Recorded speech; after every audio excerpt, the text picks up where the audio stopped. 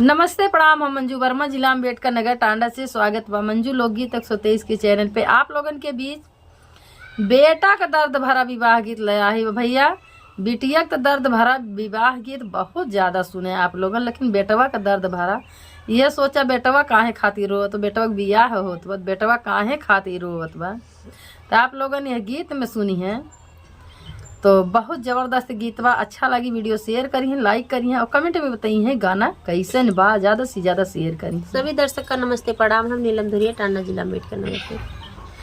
आगने में ठाड़ी बाए दुल्हे कावन रामा, दुल्हे कावन रामा, झरा झरा बहाइवन के आंसुरे लाला नावा। अरे झरा झरा बहाइवन के आंसुरे लाला नावा। भीतरा से निकारे है पापा हो कावन रामा, पापा हो कावन रामा। काहे बेटा ढूरई तोरे आंसुरे लाला नवा। अरे काहे बेटा ढूरई तोहरे आंसुरे लाला नवा। देखा लड़किया आंगने में खड़ा बा, दूल्हा रोवत बा। बाप उनके बहरे से आवत है, बेटवा के लगे ठाड़ भैन कहथिन ए भैया काहे तू रोवत है। तो देखा बेटवा का अपने बाप से जवाब सवाल करत है। सबका भी आया बाबा अपने के देसवा, अरे अपने के देसवा। अरे हम का भी आया बड़ी दूर रे लाला नवा। अरे हम का भी आया बड़ी दूर रे लाला नवा। अरे हम का भी आया दूसरे जिला रे लाला नवा। अरे हम का भी आया दूसरे जिला रे लाला नवा। लड़कियां रो रो अपने पापा से कहत बा, ए पापा सबका तो नगीचे नगीचे बियाह गवन कह दिया, लेकिन हम बड़े दूरे बियाह करत है। हमार दूसरे जिला में, जैसे हमारे लोग अम्बेडकर नगर में है भैया, जौनपुर जिला में बियाह हुए, तो ऐसे दूसरे जिला में बियाह होत रहा। लड़कियां रोत, लेकिन ये दहजरू तू रोवत बाटे। लड़के है कहाँ मेहरारू है, गाड़ी उठाया हमके चला जाया जुड़ता ससुरारी। तो देखा आगे का होत बा। केहू नाही जय पापा हमारे बारतिया, अरे हमारे बारतिया। अरे यह सोची गिरई मोरे आंसुरे लाला नवा। अरे यह सोची गिरई मोरे आंसुरे लाला नवा। इतना वचन सुने बेटा के पापा, अरे बेटा के पापा।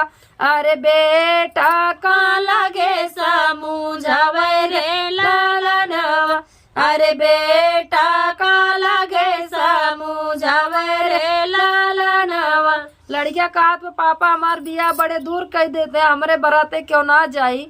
यह कुल हम सोच के रोवत आई। तो जब लड़के के बाप सुनत ही नहीं बात, तो देखा का कहत लड़किया सपने।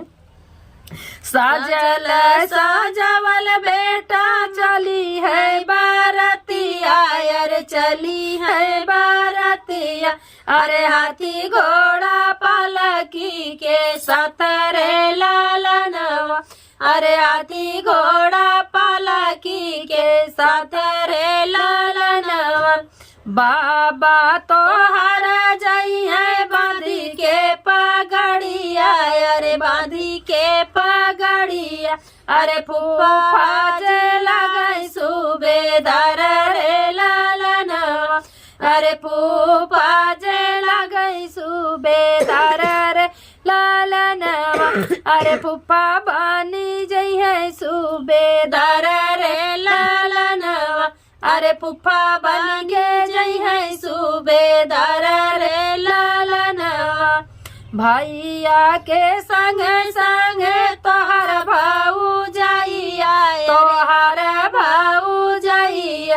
अरे से हरा सा जइया बहनोई रे लाला नवा। अरे से हरा सा जइया बहनोई रे लाला नवा। देखा लड़किया के बाप अपने बेटवा का खूब समझावत है कि पगड़ी बांध के चाचा पापा जाइए तोहार फूफा जाइए और जीजा तोहार सजाइए तू का बड़े हिसाब से बारात जाई। तो देखा और सही वाला के बनत बा, आप लोगों आगे की लाइन में सुने। बनी साही बाला जई है तोहारो भायनवा, अरे तोहारो भायनवा, अरे धूम धाम से जाई है बारात रे लालनवा, अरे धूमी धाम से जाई है बारात रे लालनवा। आगे आगे रचा चाले पीछे से बारातिया, अरे पीछे से बारातिया, आगे आगे रथा चाले पीछे से बारातिया, अरे पीछे से बारातिया, अरे बारा हो बाजनवा के साथ रे लालनवा, अरे बारा हो बाजनवा के साथ रे लालनवा, अरे धूम धाम से होई है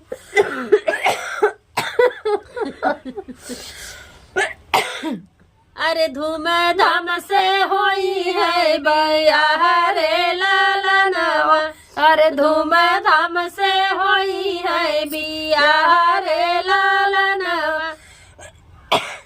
हम तो बनबे बेटा समाधि कै समाधि, अरे समाधि कै समाधि, हम ताऊ बनबे बेटा समाधि कै समाधि, अरे समाधि कै समाधि, अरे आदर होई है तोहार रे लालनवा, अरे आदर होई है तोहार रे लालनवा। घरा में से निकालेली तोहरा उसाली, अरे तोहरा उसाली, अरे पूछी आई तोहा से सवाल रे लालनवा, अरे पूछी आई तोहा से सवाल रे लालनवा। देखा दुल्हा बाप अपने बेटवा खूब समझावत है, हाथी घोड़ा रथ के साथे तोहार बहने जौन है सही वाला बनी है, और बारात जाई तोहार सड़ुआइन नहीं करिए घरे में से तुमसे सवाल पूछिए। का सवाल पूछी है आगे की लाइन में। कवन हाये पापा दुल्हे कवन हाये चाचा, अरे कवन हाये चाचा, अरे कवन हाये सगबान होई रे लालनवा, अरे कवन हाये सगबान होई रे लालनवा।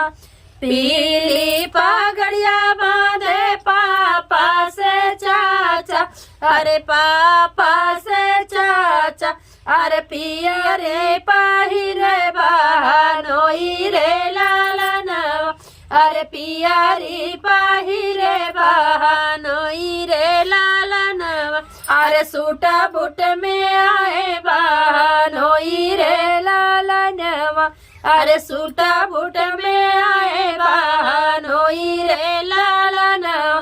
देखा जब दुआरे बारात पहुंचत है तो सड़ुआइन घरे में से निकल के आए अपने जीजा से पूछा था, ये जीजा कवन है तोहार चाचा या पापा, तोहार जीजा कवन है।